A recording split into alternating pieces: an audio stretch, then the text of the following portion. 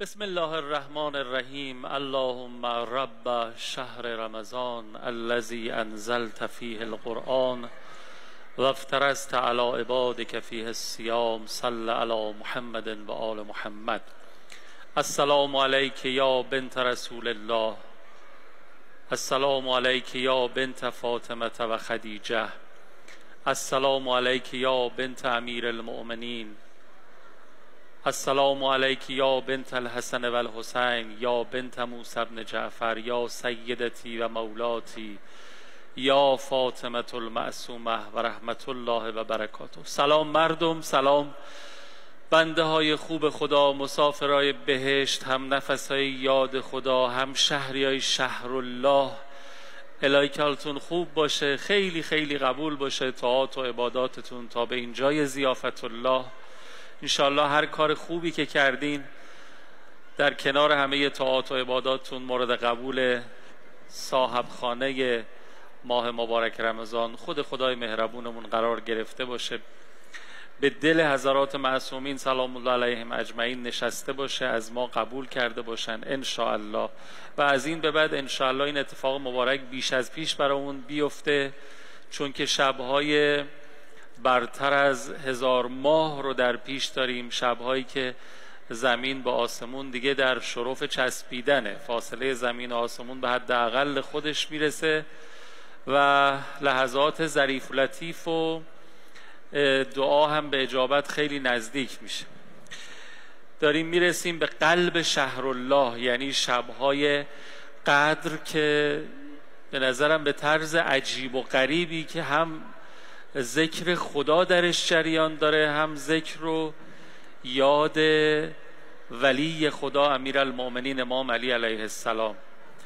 شاید به این دلیل قلب شهر الله در شبهای قدر میتپه که خون امیرالمؤمنین رو دوباره و چند باره در رگهای محبین و شیعیانش جاری و ساری بکنه، چون واقعا شبهای قدر، شب 19، شب 21، شب 23 عجین شده با ذکر و یاد مولا علیه السلام. و امشب با شکافته شدن فرق امیرالمؤمنین حضرت ابوالایتام زخمی به سینه و قلب بشریت و اسلام و مسلمانان نشست که به نظرم براش هیچ مرهم التیام بخشی وجود نداره مگر ظهور حضرت منتقم مهدی موعود ارواحنا له الفدا، که امیدواریم در این شبهای قدر پیش رو اون رو برامون مقدر بکنن انشاءالله.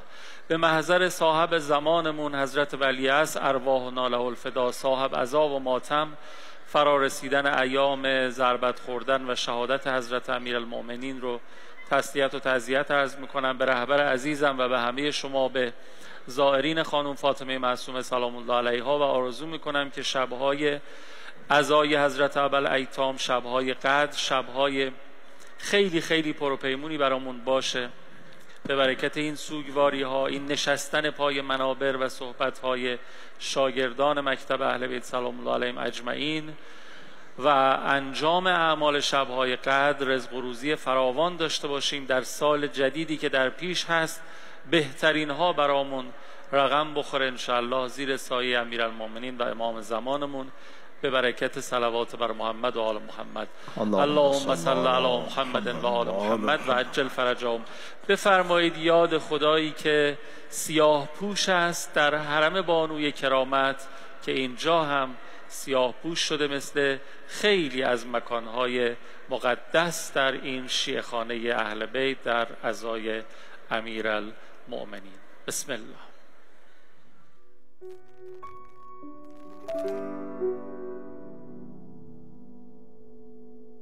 آروم آروم میری بابا حیدر، از دنیا دلگیری بابا حیدر، میری تا راحت شی از این مردم، از زمون سیری بابا حیدر.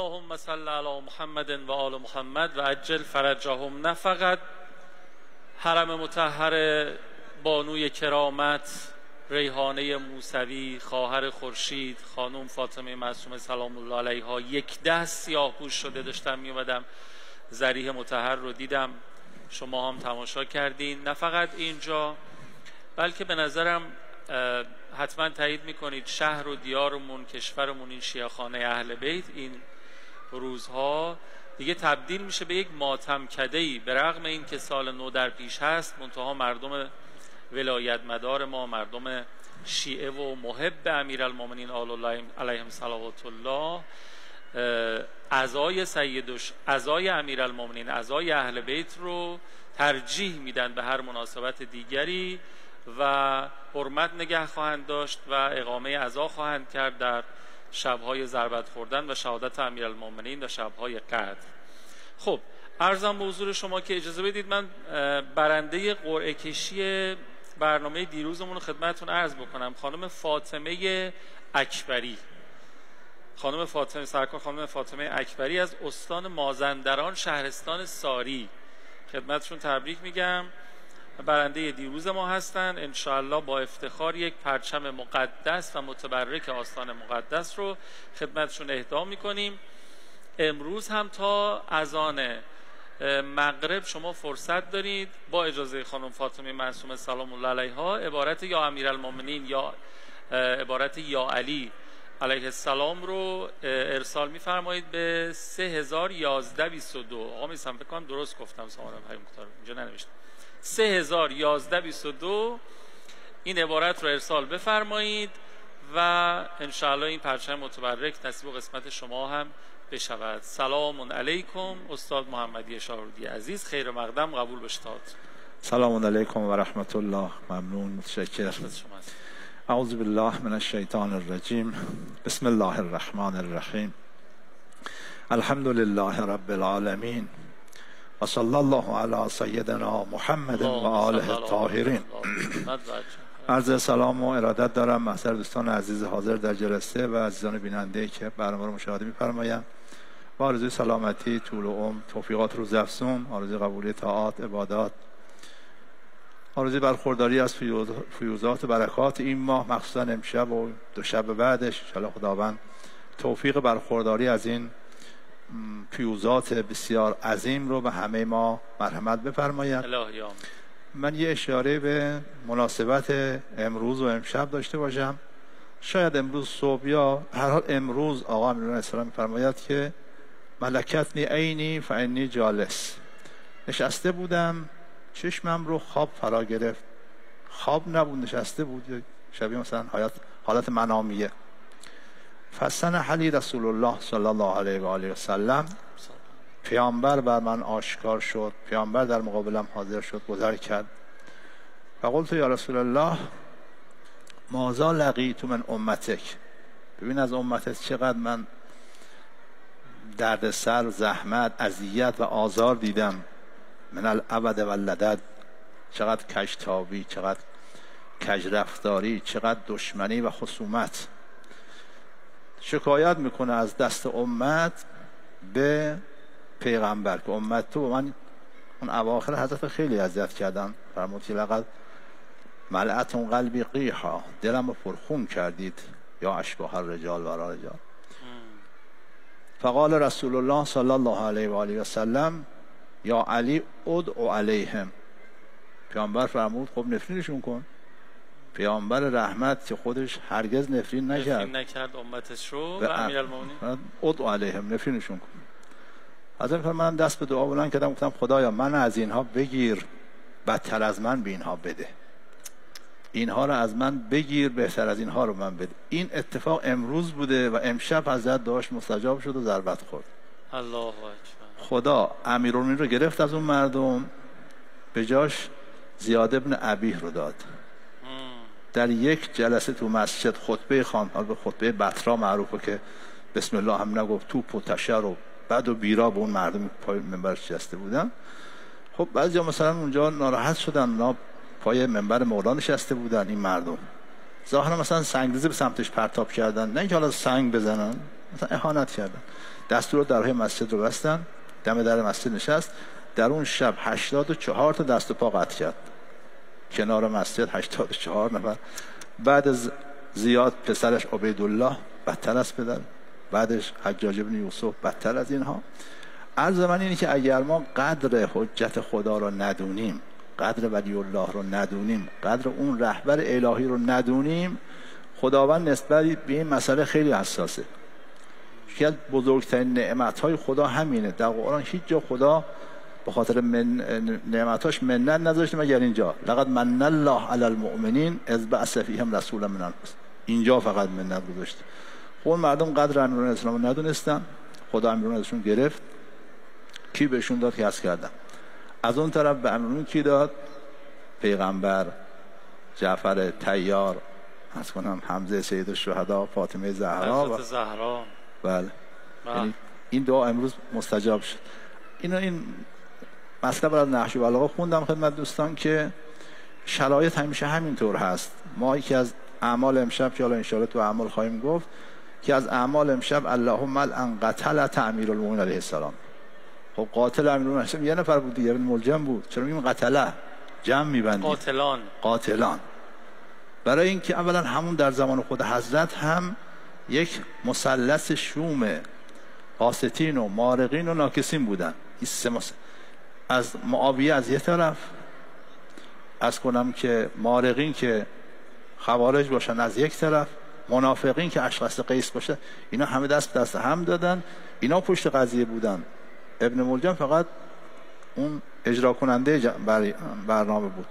عرضم اینه که قاتلان امیرالمومنین فقط در اون زمان نیستن، امروز هم امیرالمومنین قتله داره.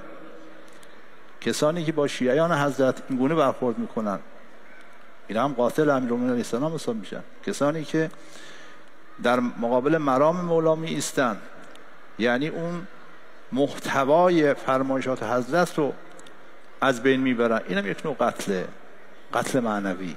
پس اللهم لعن قتلة امیرالمومنین علیه السلام تا روز قیامت. ان شاء الله که خداوند ما را از دوستان مولا امیرالمومنین علیه السلام قرار بدهد. الهی آمین، الهی آمین. به برکت دعای خیرتون، نفس حقتون. خب همین که اشاره فرمودید، من تو نظرم بود که درباره اعمال شب‌های قدر، حالا امشب شب 19 هست و اینکه بین این سه شب محتمل ترین شب کدوم شب ممکنه باشه. بعضیا تلقیشون هستش که شاید 23 دیگه خیلی محتمل تره، شب 19 و شب 21 رو خیلی شاید جدی نگیرن. مثلا توی بخش عزاداریش مشارکت داشته باشن، اما توی بخش احیا و اون اعمالی که اومده خیلی میگن اونها رو ما شب 23. البته اینم با اتکا به چندین روایت و حکایت شاید این فکر رو میکنن. شما توضیح بفرمایید ما از امشب باید چقدر قضیه رو جدی بگیریم از شب 19 و چه کار بکنیم، چه اعمالی هست، چی بهتر انجام میدیم؟ یه سوالم دیروز پرسیده بودین که چه کاری بهتر هستش که ما تو کل ماه مبارک انجام بدین، خواستین راجع بهش بله، بهترین کار اینه که انسان آگاهی و معرفتش نسبت به این حقایق ببره بالا. نماز که میخونه بفهمش را نماز میخونه، امیرالمومنین علیه السلام را بشناسه، خدا را بشناسه. اگه خدا رو شناخت اون وقت نمازش ارزش داره. اگه نه تو ذهن خودش یه موجودی رو خلق کرده برای اون نماز میخونه و این ارزشی نداره. اما راجع به اعمال امشب عرض کنم که اولا شب قدر، چرا بهش میگن شب قدر؟ یه احتمال اینه که چون در این شب مقدرات یک ساله تقدیر میشه و مشخص میشه، بودجه بندی یک ساله در این شب انجام میشه، بنابراین میشه شب تقدیر، شب سرنوشت از عمر و یعنی زنده بودن و نبودن، سلامت و بیماری، روزی، زیارت، حج و کربلا و اینا همش در این شب رقم میخوره. به اعتبار اینکه سرنوشت در این شب رقم میخوره بهش میگن شب قدر. احتمال دوم اینه که چون امشب فرشتگان و رئیسشون یا اون که از فرشتگان اعظم هست، تنزل الملائکه و الروح، اینا نازل میشن به زمین و انقدر تعداد فرشتگان و اینها زیاده که در واقع فضا تنگ میشه، چون قدر یه معناش هم معنی تنگ گرفتن و تنگ شدن. به خاطر ترافیک که فرشتگان، عالم، دنیا و این زمین تنگ میشه. به این اعتبار گفتن امشب شب قدره، شب نزول فرشتگان. یک احتمال هم اینه که امشب شبی است که اگه انسان قدر دونست، ارزشش رو فهمید، یک عمر بسشه، یعنی 84 سال، بله، 1000 ماه. همین یه شب را اگر قدر دونست و به نتیجه رسید، به اندازه یک عمر طولانی کار کرده. من به نظرم یه طرف قضیه هم همین این فرمایش نشون دهنده اینه که خیلی ها متاسفانه قدر نمیدونن. بله. این چی میگم؟ چون اگه واقعا همه قدر بدونن، بار دنیا و آخرتمون رو کلا بستیم دیگه. همینطوره. و اونم که قدر نمیدونن، حسرتش، وزر و وبالش، عذابش قابل وصف نیست. بعدن که متوجه میشن که این شب رو قدر ندونست. این سه احتمال من گفتم، احتمال دیگه هم هست راجع به این که شب قدر. اما اعمالی که امشب وارد شده، یک عملش غسله که این غسل تو کل شب میشه، از سر شب، از مغرب تا صبح میشه، تا اذان صبح میشه انجام. مرحوم علامه مجلسی گفته اگر مقارن غروب آفتاب باشه که نماز مغرب و عشا رو هم با همون غسل، نه اینکه وضو نگیره، وضو بگیره، با همون غسل بخونه خوبه. این غسل هم ظاهر انسان رو پاک میکنه، چون براست که انسان در این شب تو این وجود نفس، در این نفسش بناست که مظروف بی‌نظیری رو بریزه. اول باید ظرف رو تمیز کنه، ظرف نفس باید تمیز بشه. در طول سال آلوده شده با انواع گناهان. خیلی سفارش شده غسل، خیلی هم برکات داره. همینطوره، چون هم ظاهر انسان رو پاک میکنه، هم باطن رو. نفس نورانی میشه با این غسل. یه چیزی که به ظاهر همینجوری، آقا ببخشید حالا من اینجوری میگم، شاید عوام اینجوری پیش خودم فکر کنیم آقا یه دوشه دیگه چقدر مگه حالا میدونی چی، ولی ماجرا یه چیز دیگری است. اون دوش توش قصد قربته. آره. دوش اگه بود نه ارزشی نداشت. آره. مثل بقیه کارا، مثل غذا خوردن چیزی. وقتی قصد قربت که میاد اون دیگه بی‌نهایت میشه. پس اولین عملش غسله که حالا هر موقعی که تو در کل شب غسل انجام بدن خوبه. ببخشید آقای محمدی شارودی عزیز، اگر اجازه بدین ما یه فاصله بگیریم، برگردیم تا اینجا بفرمایید، شما یه قدری فکر کنیم، بعد بقیه اعمال رو هم بشنویم. تا اینجا راجع به شب قدر و چرا قدر میگن و عمل اول رو هم غسل فرمودیم. بریم. افطاری کریمانه همچنان هر شب اینجا سفرش پهنه. عزیزانی که هنوز توفیق مشارکت نداشتن میتونن این بخش رو ملاحظه بفرمایند. هنوز فرصت برای این کار وجود داره. دیگه شبای قدر هم که ضریب میخوره این ثواب شرکت در افطاری کریمانه. بسم الله.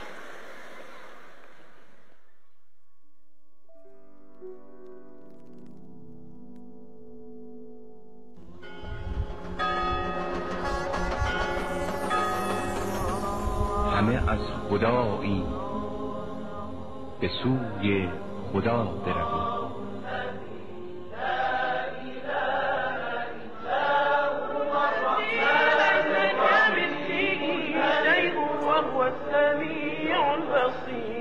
اللهم صل أفضل صلاة على أسعد مخلوقاتك كلما ذكرك الذاكرون وغفل عن ذكره الغافلون. افطاری کریمانه. شما هم می توانید با ارسال عدد 5 به شماره پیامک 301122 و یا از طریق سایت nazr.amfm.ir در این امر خیر سهیم باشید. همه میهمان کریمه ایم.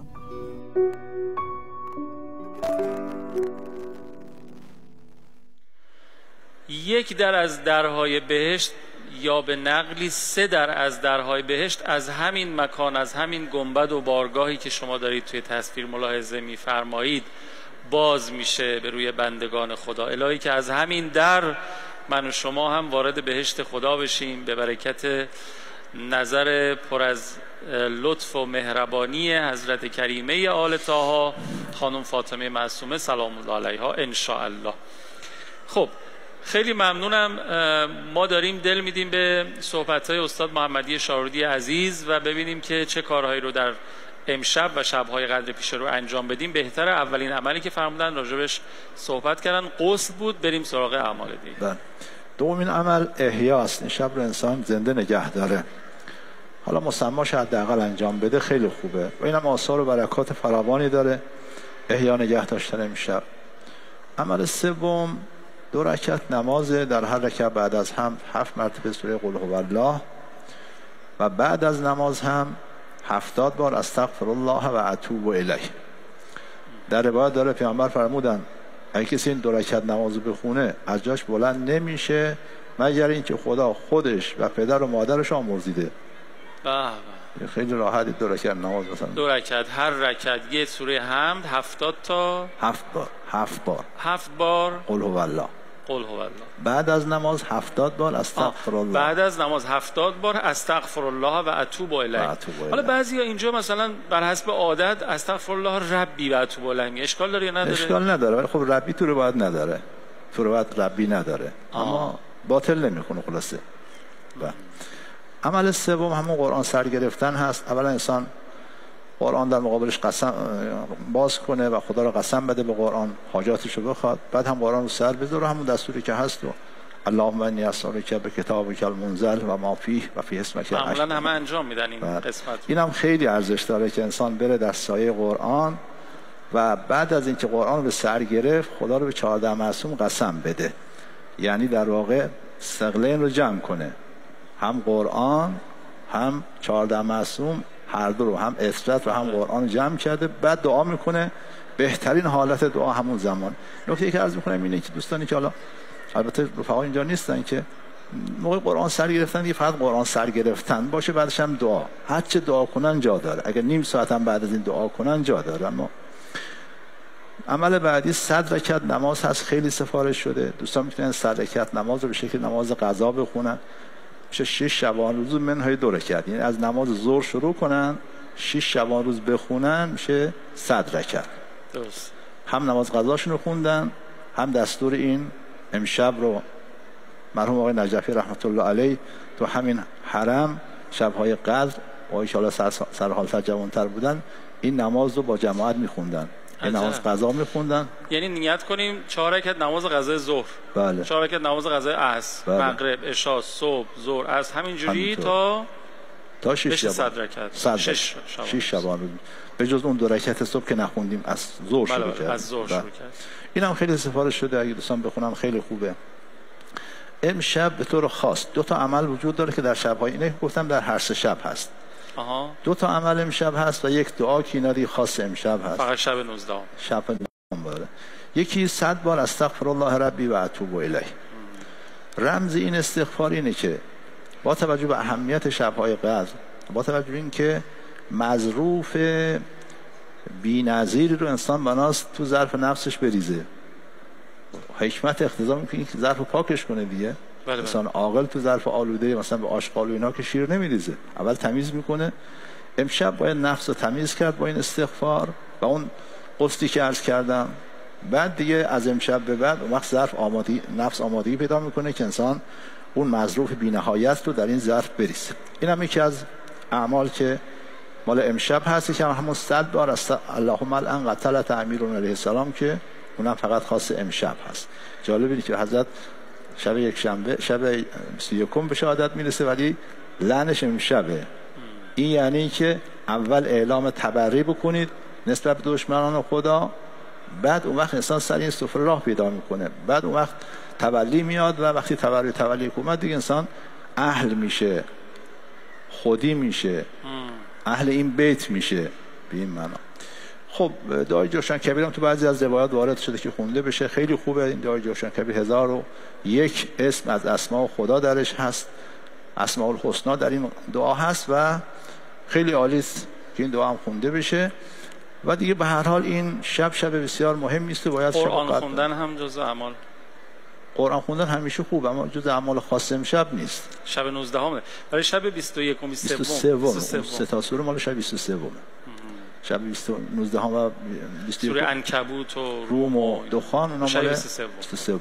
استاد محمدی، استاد محمدی شاهرودی، اگه دارین یادم باشه همیشه کامل بگم، از بین همه اعمالی که برای شب 19، حالا فعلا چون امشب شب 19، حالا شبای آتی هم با شما هستیم، البته که احتمال زیاد داره ما از پس فردا احتمال زیادی ویژه برنامه داشته باشیم در تدارکن دوستان که اگر بشه از ساعت 3 بعد از ظهر بیایم خدمت عزیزانمون به مناسبت ساعات تحویل سال و حالا روز ایام شهادت امیرالمومنین.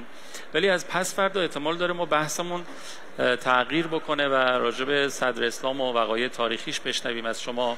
منتها علل حساب از بین همه اعمالی که برای شب 19 اومده، حالا یک کسی به هر دلیلی نمیتونست همش رو انجام بده، یا بیماری داشت یا کمبود خوابی داشت، ضعفی داشت، به هر دلیلی میخواست گلچین کنه یه 2-3 تا از خوباشو انجام بده، نظر استاد محمدی شاهرودی چیه اولویت بندی بخوایم بکنیم؟ در درجه اول همون که عرض کردم، همین که انسان امشب یه چیزی یاد بگیره، رادیو هست، تلویزیون هست، منبر هست، هر جایی که برن سخنرانی هست. مرحوم شیخ صدوق خب شیخ المحدثین ماست. بله. ایشون می‌فرمایند که در اعمالیشون که احیانا از روایات گرفته که بهترین عمل در این شب‌ها اینه که انسان مذاکره علمی داشته باشه، یه گفتگوی علمی داشته باشه، یه منبری رو گوش کنه، یک حدیث رو بخونه، کتاب رو مطالعه کنه. حالا دیگه رادیو و تلویزیون هم که از این چیزا هست دیگه، این بهترینه. بعد هم اگر دیگه نتونست بقیه کار رو انجام بده، بحث احیا و اون نماز 7 قل هو الله و قرآن سر گرفتن رو ما ترجیح میدیم بر بقیه اعمال. پس شد قرآن به سر گرفتن و نماز 7 قل هو الله و احیا. نماز 7 قل هو الله. خیلی خوب. عرضم به حضور شما که ما توی شب‌های قدر بر حسب آیه قرآن کریم تنزل الملائکه و روح، یه سوال خیلی علامت سوال بزرگی هست که این که فرشتگان نازل میشن به زمین به اضافه روح. اولا فرشتگان برای چی میان؟ برای چه کاری میان و کجا میرن؟ و روح کیست و چیست فلسفهش؟ اینم اگر صلاح دونستین راجبش صحبت بکن. راجب روح ما 2 تا تفسیر داریم، 2 تا نقل داریم، در روایات هر دو وارد شده که اینکه روح از جنس فرشتگان هست ولی اعظم فرشتگانه. فرشته است که از همه فرشته ها بزرگتره. یک قول اینه که نه، روح از جنس فرشته ها نیست، اعظم مخلوقات خداست. اون که یسرونه که ان الروح قل الروح من امر ربی، روح از امر پروردگار است و از جنس فرشته ها نیست. هر دو تفسیر هست که حالا هر دوش هم میشه با هم جمع کرد، بگیم که اون مخلوقی که از مجردات هست منتها اعظم همه مجردات باشه. اما راجع به این که برای چی نازل میشن، برای اینکه مقدرات سال رقم بخوره دیگه، برای اینکه اینا تقدیر انجام بشه. بر کی نازل میشن؟ بر حجت خدا دیگه. بر این شاهان خودفروخته همکار اسرائیل که نازل نمیشن، که نازل میشن بر کی نازل میشن؟ بر حجت خدا. امام رضا علیه السلام فرمودن با مخالفینتون با سوره قدر احتجاج کنید. عجب. با سوره انا انزلنا احتجاج کنید. ازشون بپرسید اینا که شب قدر که خاص زمان پیغمبر نیست، هر سال هست. بله هر سال هست. تنزل، این تتنزلو هست، استمرار رو میرسونه، یعنی هر ساله این شب قدر هست. خب شب قدر هست، فرشته‌ها نازل میشن کجا میرن؟ باید یک میزبان داشته باشن دیگه. به زمین نازل میشن. میزبانشون در زمین کیه؟ کسی باید باشه که حجت خدا باشه، کسی باید باشه که معصوم باشه، کسی باید باشه که او واسطه فیض خدا به عالم هست و اون امام زمان علیه السلام است. ولذا امام رضا فرمود با این سوره شما احتجاج کنید، میتونن جواب بدن. این تنزل ملائکه فرشته میشن، ملائکه نازل میشن کجا میان؟ پس میزبان فرشتگان امشب امام زمان علیه السلام هست، چنان که او حقیقت او قرآن ناطق هست، او حقیقت لیلة القدر، او سر لیلة القدر، فاطمه زهرا سلام الله علیها در روایت داریم که سر لیلت القدر، فرزندانش هم تشبیه شدن به لیلت القدر. بله، فرزندانش هم لیلت القدرن، از اسرار خدا هستن، از رازهای خدا هستن. پس میزبان فرشته ها امشب خود شخص شخیص حضرت حجت عجل الله تعالی فرجه الشریف و سلام الله علیه. خیلی ممنونم استاد. با اجازه شما بریم، بالاخره این شبها از امشب دیگه دعا و مناجات جلوه بیشتری پیدا میکنه، دست هاست که به سمت آسمان اجابت خدا دراز میشه و یه مناجات خانی قشنگ از آقا میثم مطیعی دوستان که تو شبهای گذشته همینجا اتفاق افتاده ضبط کردن، اینو با هم دیگه ببینیم، یه نجوا و نغمه‌ای داشته باشیم و برگردیم و بخش پایانی گفتگو رو تقدیم کنیم. بسم الله.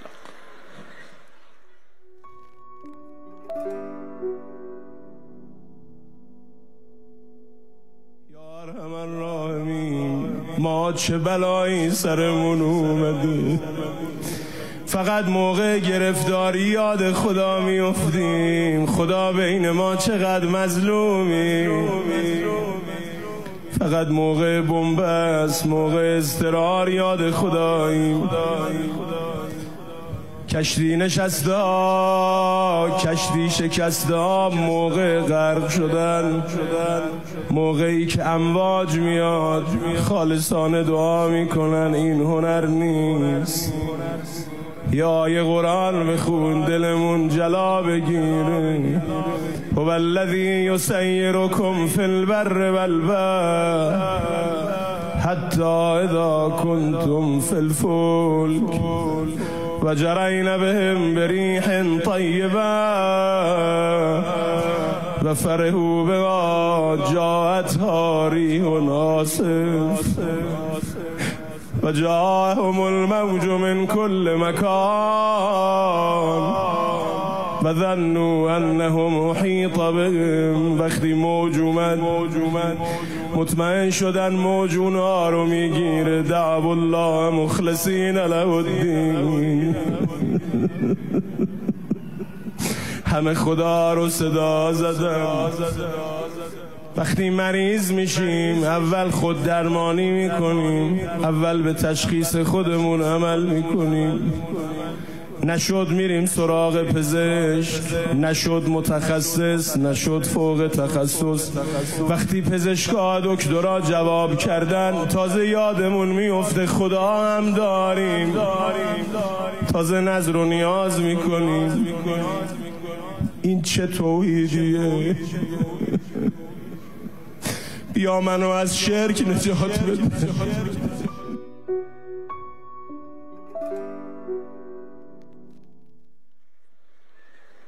اللهم صل علی محمد و آل محمد و عجل فرجهم. الهی که هیچ کس امشب اولین ایستگاه شبهای قدر دست خالی از در خونه خدا بر نگرده. من فکر نمی کنم این اتفاق بیفته. اینقدر خدای مهربون و کریمی داریم که هیچ بنده‌ای رو از در خونش دست خالی رد نمیکنه. اینو از حاجی‌ها یاد گرفتم. ممکنه همون لحظه عطا نکنه، ممکنه این دنیا بهش نده، اما اون دنیا حتما از حاجی‌ها یاد گرفتم بازم که اون دنیا ما میبینیم کلی دعای مستجاب نشده تو دنیا بوده، اونجا چقدر ما به ازاش دادن. درست حاجی‌ها؟ ولی خب دعا میکنیم که اون دنیا نه، اون عالم. جان؟ اون عالم. آره اون دنیا واژه غلطیه. اون عالم ما به ازاش کلی خدای بزرگ و مهربونمون به همون عطا کردن که آدم شاید پیش خودش بگه کاش اون دعایی هم که تو دنیا مستجاب نمیشد، اینجا ما بیشترشو دریافت میکردیم. اما با این حال دعای مشترک هممون توی شبهای قدر که دوست داریم توی همین دنیا مستجاب بشه، دعای تعجیل در فرج امام زمانمون حضرت منتقم. این روزا مردم دنیا خیلی چشم به راهشونن. دارید میبینید جنایت ها و ظلم ها و توحش عده‌ای رو که توی دنیا دارن رقم میزنن. انشاءالله که نسلشون خیلی زود ریشه‌کن بشه به برکت ظهور امام زمانمون، قیام حضرت حجت. انشاءالله ما باشیم در رکابشون. خب توی این 7-8 دقیقه پایانی من یه سوالم اول برنامه پرسیدم که خیلی ها شب 19 رو خیلی بیشتر جدی نمیگیرن، شب 21 رو کمتر جدی میگیرن، شب 23 رو مفصل میپردازن. برای اینا چه توصیه‌ای داری؟ اینا یا کارشون درسته یا غلطه؟ و اینکه بعضیا میپرسن چرا اینجوری شد ماجرا، چرا مگه شب قدر در واقع نیست؟ شبها که نداریم، یک شب قدر دیگه، چرا یک شب رو مشخص نکردن؟ در رابطه با اینکه چه شبی است، خب دو دسته روایت داریم. یکی از روایات میفهمن که شب 19 شب تقدیره، شب تقدیر سرنوشت رقم میخوره، نوشته میشه. شب 21 شب ابرام، محکمش میکنن میگن باشه. شب 23 شب امضاست، به امضای امام زمان میرسه که دیگه انجام بشه، اجرا بشه. پس هر سه شب قدره. شب تقدیر، شب تثبیت بگیم، شب تقدیر، شب ابرام محکم کردن و شب امضا گذروندن. این دسته از روایاته که هر سه شب قدر. یه دسته از روایات داره که بیشتر شما تو شب‌های 21 و 23 شب قدر رو جستجو کنید. راوی از امام سوال کرد که خب گاهی اختلاف افق داریم، مثلا یه عده میگن امروز اول ماست، یه عده میگن نه فردا اول ماست، در نتیجه تو شب‌های قدر هم 2 برابر میشه. امام فرمود ما ایسر اللیلتین، دو شبش ما اعمال انجام بدید، چه اشکال داره؟ امشب انجام بدید که احتمال میده فردا هم انجام بدید، چه اشکال داره؟ گفت گاهی وقتی 4 تا شب میشه، خب باشه 4 تا شب، چه اشکال داره 4 شب انجام بدید. پیامبر که 10 شب آخر ماه رمضان رو کلا معتکف میشد. ما از علما داشتیم که کل سال رو شب قدر احیا گرفتن تا شب قدر رو درک کنن. بالاخره یه شب تو کل سال. بله کل ماه مبارک رو شنیدن، کل سال هم داشت. کل سال رو ایشون شهید ثانی رحمت الله علیه کل سال رو احیا نگه داشت و به عبادت گذرون که حتما شب قدر رو درک کرده باشه. عجب. چون یقینا تو هر سال یک شب قدری هست. دعاش هم این بود که شهید بشه، حاجتش هم این بود که شهید بشه.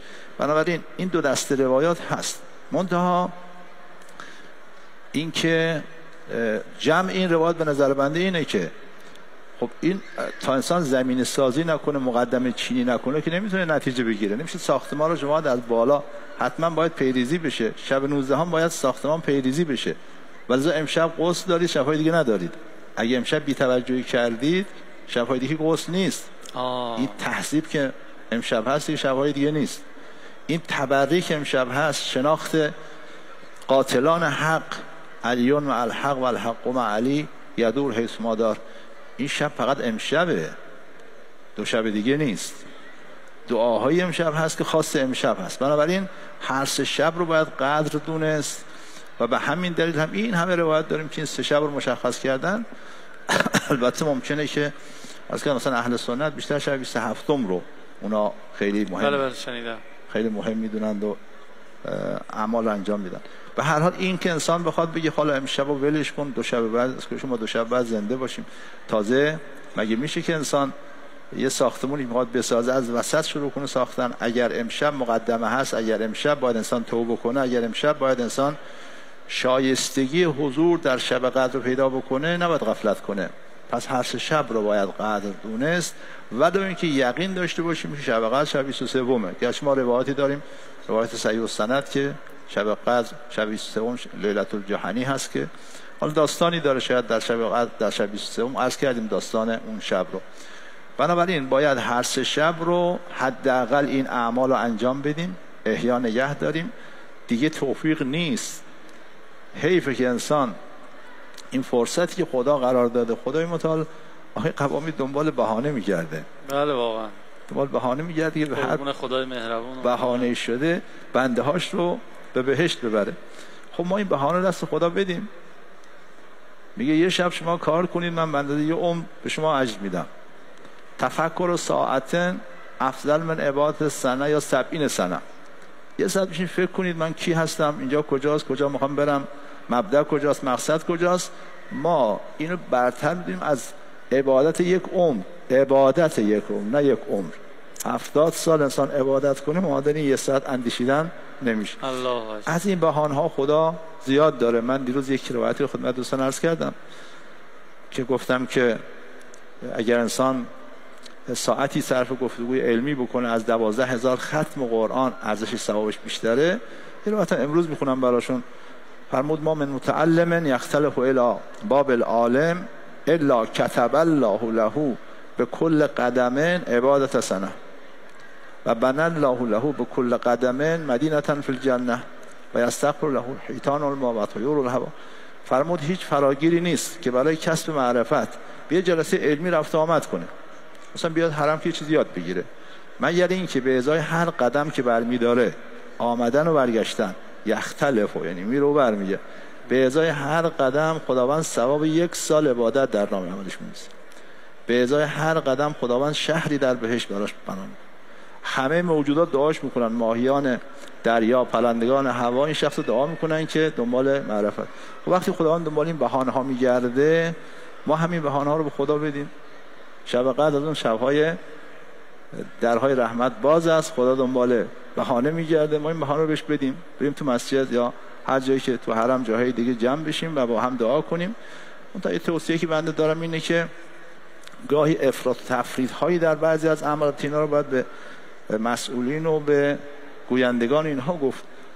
بعد همه اعمال انجام بدیم، کاری کنیم فرصت این صدقه نماز مردم داشته باشن، این اعمال گفتیم رو فرصت داشته باشن. اگر ما بخوایم 2 ساعت فقط عزاداری بکنیم دیگه فرصت مردم فرصت باقی نمونه برای کارهای دیگه، شب صبح میشه و خیلی از اعمال انجام نشه. طوری برنامه‌ریزی بکنیم که همه این کارا رو انجام بدیم و میشه که انسان همین کارا رو انجام بده، با کیفیت هم انجام بده. بله کاری نداره. ما همین صدقه من همیشه یه چیزی تو نظرم از درسته، تایید میکنید یا نه؟ من میگم کیفیت رو نباید فدای کمیت. کاملا درسته. منتها این با اون که من بهانه‌ای نشه که ما کار کم بکنیم. اینا بله نه، این عرضم اینه که گاهی ممکنه ما یه بخش‌های از شب رو صرف کارهایی بکنیم که میدونم، متوجه شدم. آره. مثلا برنامه سریال و فیلم بشینیم نگاه کنیم، وقتمون رو بگذرونیم، یا حتی نه عزاداری کنیم. عزاداریمون 2 ساعت طول بکشه، عزاداریمون رو 2 ساعت طول بدیم، ولی اعمال شب قدر فرصت این صدقه نماز نخونیم. ما اینو تو مسجد خودمون با جماعت میخونیم، حدود مثلا فرض کن 1 ساعت و نیم کلش طول میکشه. پیشنهاد شما اینه که اگر میخواد تاثیر بذاره حتی عزاداری رو کمتر کنیم به کیفیت. بله عزاداری بندازیم مثلا فرض کن 10 دقیقه یا نیم ساعت، اما اینکه بخش اعظم وقت ما به عزاداری بگذاریم، بعد اون کارهای دیگه تعطیل بشه. حالا اینا سفارشش که از کردم به درد رفقا و اینا نمیخوره، برای کسانی که برنامه ریزی میکنن برای اونها باید باشه. خلاص این که عرض من اینه که هر کدام از این اعمال آقای قوامی یک ویتامینی داره. حالا ویتامین من دیگه لفظ دیگه پیدا نکردم، یه انرژی توش هست، یه خاصیت اثری توشه که اون دیگری نداره، هیچ جای دیگه پیدا نمیشه. این 2 رکعت نماز 7 قل هوالله خاصیتش اینه که خودش و پدر مادرش آمرزیده میشن. این خاصیت چیزای دیگه نیست. اون غسل خواصی داره، اون 100 رکعت نماز خواصی داره. خلاص هر کدام از اینها خواصی دارن. انسان نباید خودش از این ویتامین ها محروم بکنه که تا 1 سال دیگه گیرش نمیاد. چون این نماز رو تاکید کردین، یه بار دیگه هم برای کسایی که شاید ابتدای برنامه بیننده نبودن، نمازه 2 رکعت، هر رکعت 1 حمد، 7 قل هوالله، آخر نمازم 70 تا استغفر الله و اسأله التوبه. استغفر الله و اتوب الیه. استغفر الله و اتوب الیه، درستش اینه. بله. خیلی ممنونم. سلام. دست شما در نکنه. علت تاکیدتون راجع به علم آموزی و تفکر و بحث علمی در شبای قدرم به نظرم مشخصه دیگه. ما هر چی میکشیم تو تاریخ از جهل و نادانی بشریت کشیدیم. این همه ظلم و جوری که به اهل بیت شد و پیامبر و فرزندانشون شده تا همین الان تو دنیا داریم میبینیم. این ظلم و ستم اگه جهل مردم در مقابلش نبود این اتفاقات رقم نمیخورد در تاریخ. اصلا هر گناهی از جهل و نفهمی سرچش میگیره. احسن. تو استغفار ما داریم خدای من از روی نادانی این کارو کردم. پس هر کس در دنیا گناهی انجام داد یقینا از روی جهل و نفهمیشه، این بدون تردید. اصلا به نظرم همین الان این ظلم و جوری که توسط یزید و شمرهای زمان فعلیمون داره صورت میگیره در قبال جهل و نادانی متاسفانه قاطبه مردم دنیاست که داره اتفاق. اگر اینجوری نبود این اتفاق نمیافت. همینطوره، هم اون ظالم نمیفهمه، هم در نقطه مقابل هم ساکت نمیفهمه، هم مظلوم. همه اینها اگر اطلاع کافی داشتن اتفاق نمیافت. خیلی خوب. حالا این یه بحث به نظرم جامع و مفصلی و دقیقی هست که اگر صلاح دونستین حالا به شرط توفیق و حیات بتونیم تو روزهای آتی بهش بپردازیم با نگاهی به صدر اسلام و وقایعی که در تاریخ اسلام اتفاق افتاده، به بهانه یه سریالی هم که در حال پخشه توی یه سری از کشورهای عربی که البته اعتراضات زیادی هم بهش شده، ما بتونیم اون رو بهش بپردازیم. به نظرم میتونه مناسب باشه انشالله. خیلی استفاده کردیم، مثل همیشه حظ بردیم. این امشب برای اهالی یاد خدا دعا میکنین توی شب احیا؟ یادتون باشه بگید نه اصلا همینجا دعا میکنه. به به، دست شما در همینجا که بماند تو دل شب قدر، شب 19 هم وسط اعمالتون اگه شد یه نفسی برای مردم. خیلی ها چون میدونم پیامک رو میکنم از شما التماس دعا زیاد دارن، براشون نفس بزنید. خدا خیرتون بده. خیلی ممنون که تا پایان برنامه خودتون رو تماشا کردیم. ممنونم از همراهی صمیمانه زائرین و مجاورین کریمه آل طاها شفیعه روز جزا فاطمه معصومه سلام الله علیها. چون اولین شب‌های قدر هست، همین الان دیگه میخ اول و محکم بزنیم. من 2 بیت بخونم و با شما خداحافظی بکنم، ضمن اینکه از شما التماس دعا دارم این شب‌ها. بنا بود من دعا کنم. ها دعا بفرمایید. نگفتم، من فکر کردم تو دلتون روشم دعا کنیم. بفرمایید. چی از این بهتر. بسم الله. رب صل علی محمد و آل محمد. خدا به حق مظلوم امشب، حق امیرالمومنین، آنچه از خیر و صلاح و سداد به همه بندگان خوب در طول تاریخ مرحمت فرموده ای، به این عزیزان و همه شنوندگان و بینندگان عزیز هم مرحمت بفرما. الهی آمین. هر شر و بدی که از همه دوستان در طول تاریخ تا قیامت از دوستان برطرف فرموده، از ما و دوستان عزیز و این حضار و بینندگان عزیز برطرف بفرما. الهی آمین. ماها رو در دنیا و آخرت لحظه از قرآن و اطرت جدا نفرما. الهی آمین. و توفیق درک فیوزات امشب و 2 شعبدش رو به همه ما مرحمت بفرما. الهی آمین. به برکت صلوات بر محمد و آل محمد. اللهم صل علی محمد و آل محمد و عجل فرجهم. خدا خیرتون بده. التماس دعا یا حق. خداحافظ.